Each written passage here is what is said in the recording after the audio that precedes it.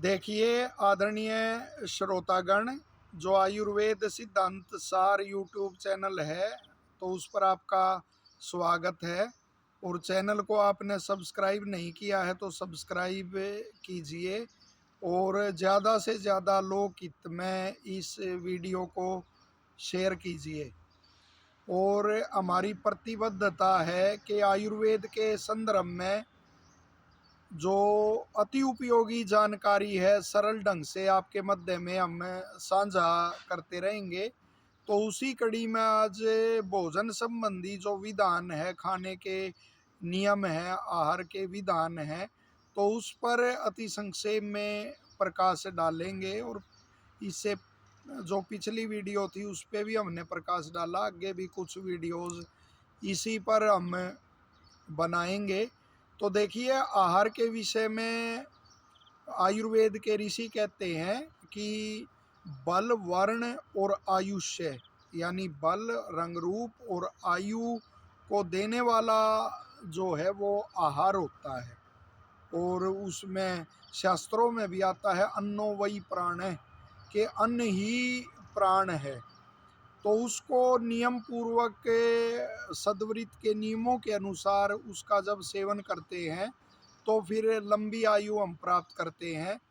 तो इसी कड़ी में जो आहार संबंधी विधान है तो उसका जो सूत्र है, तो उसकी जो प्रथम कड़ी है उस पर हम आज प्रकाश डालेंगे। तो उसमें आता है कि उष्णम सन्निग्धम मात्रावत, के उष्ण भोजन करना चाहिए। कैसा भोजन करना चाहिए? उष्ण भोजन करना चाहिए, सन्निग्ध करना चाहिए और मात्रावत, मात्रानुसार भोजन करना चाहिए। तो देखिए इसमें पहले आता है कि भोजन उष्ण ही करें।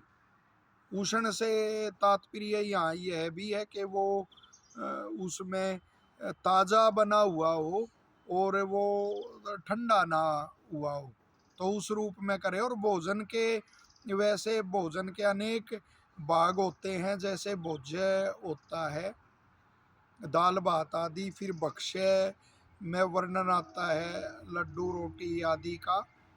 तो इसी तरह भोज्य और भक्ष्य, चरव्य है जैसे चना खील आदि, और लेह्य है जैसे चटनी आदि, और इसी तरह चोष्य है जैसे आम और ईख आदि, और पेय है जैसे ये दूध जल आदि। तो जो अनेक ऐसे वो भी हैं इनमें, जैसे बताया, जैसे खील है, चना आदि है, उनका इससे संदर्भ नहीं होता उष्ण आदि से, लेकिन उसमें ताज़ा का तो वहाँ भी ग्रहण करना पड़ेगा आपको। जो बासी भोजन है उसको तो कदापि सेवन नहीं करना चाहिए। और जैसे वो है, दाल है, सब्जी है, रोटी चावल आदि, ये पके हुए हैं तो उष्ण रूप में ही इनका सेवन करना चाहिए। तो पहले भी ये तो आम एक मत और वो है, और बड़ा प्रचलित है जो ये सिद्धांत हम बता रहे हैं, लेकिन साथ ही इस पे भी हम प्रकाश डालेंगे और आयुर्वेद के ऋषि के अनुसार ही इस पर प्रकाश डालेंगे कि क्यों करें ऐसा भोजन। तो ये विशेष वो रहेगा जानकारी का यहाँ जो साझा कर रहे हैं प्रयोजन। तो उसमें जो उष्ण भोजन है उसको खाने के लाभ ऋषि लिखते हैं कि वह जठराग्नि को अंदर से प्रदीप्त करता है। जो भोजन पचाने की अग्नि है उसको दीप्त करता है, और भोजन समय पर ही उस पच जाता है, और वह भोजन खाने में भी प्रिय लगता है मन को, इसलिए और पुष्टि और वो करता है। और अगला वात का अनुलोमन करता है। जैसे वात यदि रुक जाएगा, उसका उद्गार रूप में, डकार रूप में, या अपान वायु के रूप में गुद द्वार आदि से उसका वो नहीं होगा, निकलना नहीं होगा उसका, तो फिर वो अफारा आदि और अनेक रोग बनते हैं।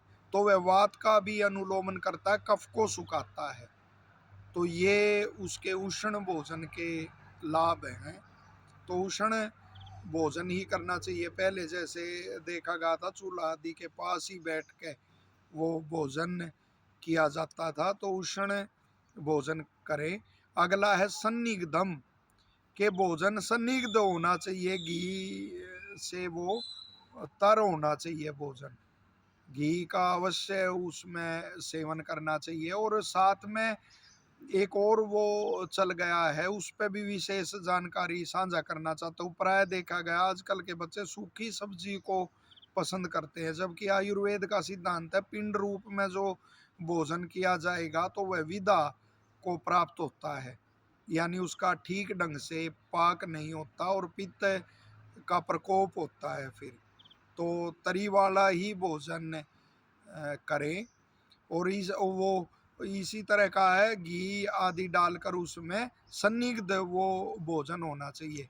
और फिर उसका लाभ लिखा है, ये तो लाभ ही उसके लिखे जो पहले वर्णन किया उष्ण भोजन के, तो वहाँ भी उसके लाभ लिखे कि वात आदि का उससे अनुलोमन होता है। दूसरा उसका विशेष गुण सन्निग्ध भोजन का है कि उससे शरीर में पुष्टि आती है, इंद्रियां और जो अंग प्रत्यंग हैं वो सुदृढ़ होते हैं, उनकी शक्ति बढ़ती है इंद्रियों की, जैसे आँख की देखना, कान की सुनना आदि, तो इंद्रियों की भी। और अंग प्रत्यंग हैं जो जैसे हाथ पैर आदि, और इनका अंदर के शरीर के भी जो अवयव हैं तो उन वो भी सुदृढ़ होते हैं।